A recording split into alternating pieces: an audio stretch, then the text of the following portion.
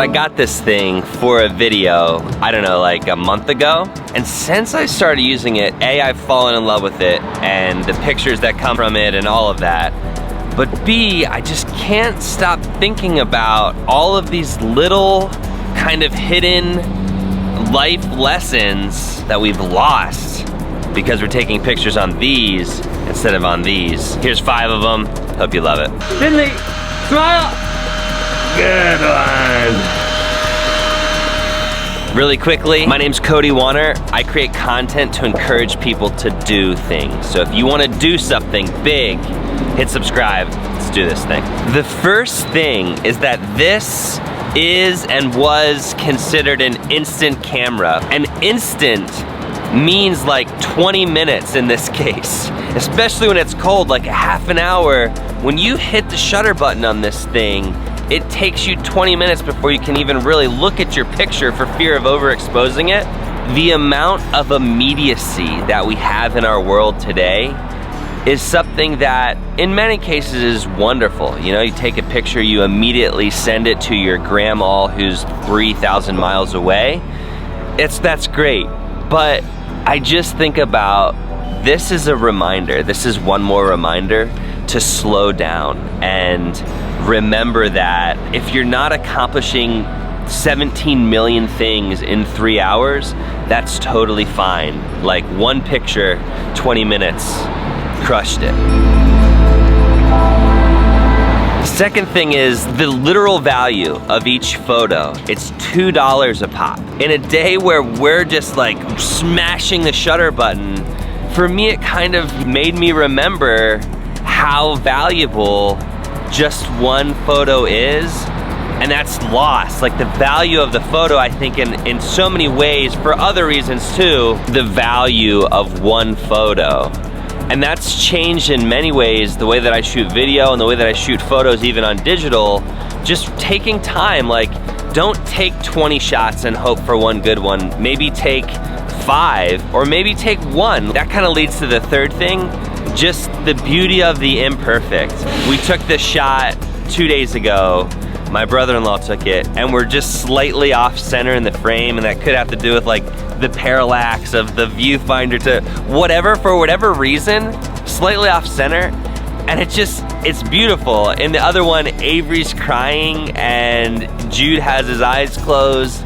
It's this beautiful imperfection in our world of Photoshop and Instagram filters and the healing tool and all of that sort of thing.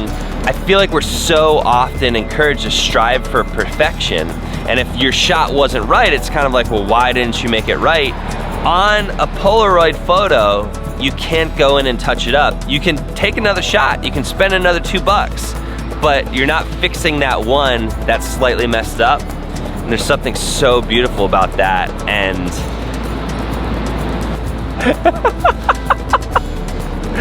there's something so beautiful about imperfection.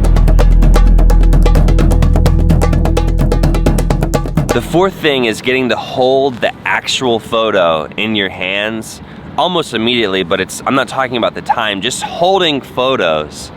There's something so interesting about the fact that we don't really interact tangibly with stuff nearly as much as we used to. For all of human history, to interact with something, you had to be there with it and be able to touch it and be able to see it, and you're right there. Now there's so much that we engage with, not even talking about VR, just the internet, words and ebooks and audiobooks and digital and wavelength and radio and all the different stuff. We don't actually tangibly touch nearly as much as we used to. There's a wonderful reminder in there that FaceTime is fantastic, but get with the people that you love as much as possible, because there's something so amazing about spatial proximity. That brings me to the last thing, which is just the impermanence of it. You know, you can lose a Polaroid. Like, sure, you might have taken a digital snapshot of it, but you don't get to hold that Polaroid anymore. They could be lost, they could be destroyed. And in this day and age of Google Photos with unlimited storage, where every single thing I've ever taken is backed up on multiple servers, and you know, Google would have to go bankrupt for me to lose my stuff. There's just this, we have this false sense of security about how safe all of our things are, and I think that can translate over into ourselves. But as you know, we're mortal people, and so are all the people that we love.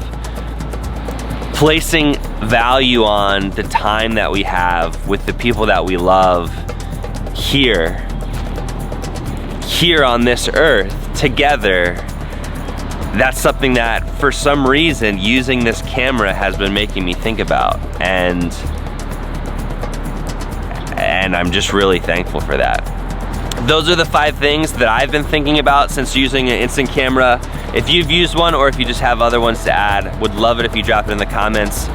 I want to encourage you to do stuff. I've got some big plans for 2019, and I'm really excited. If you want to subscribe, follow along on the ride, that's awesome. Or if you got too much to do, totally get it. You don't need to subscribe. You do you. You do you. Have a great one. I'll see you tomorrow. For the next couple days. But in all seriousness, if you're bummed out that I'm not gonna be daily next year, hit me up on Instagram, LinkedIn, Twitter. You will definitely be interacting daily with my content if you follow me on those 4 platforms. I'm gonna crush those 4 platforms in 2019, so come hang out. I was saying 4, like YouTube was the 4th. It's like YouTube, Instagram, Twitter, LinkedIn. YouTube, Instagram, Twitter, 4. You know what I'm saying? Come on.